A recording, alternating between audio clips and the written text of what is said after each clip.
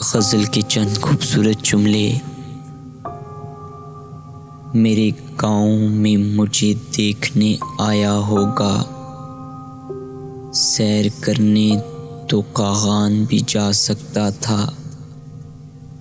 میرے گاؤں میں مجھے دیکھنے آیا ہوگا، سیر کرنے تو کاغان بھی جا سکتا تھا۔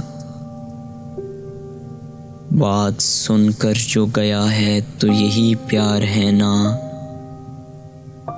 ورنہ وہ بات کے دوران بھی جا سکتا تھا۔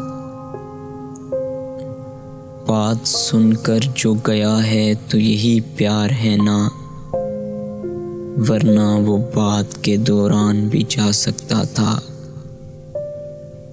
ورنہ وہ بات کے دوران بھی جا سکتا تھا۔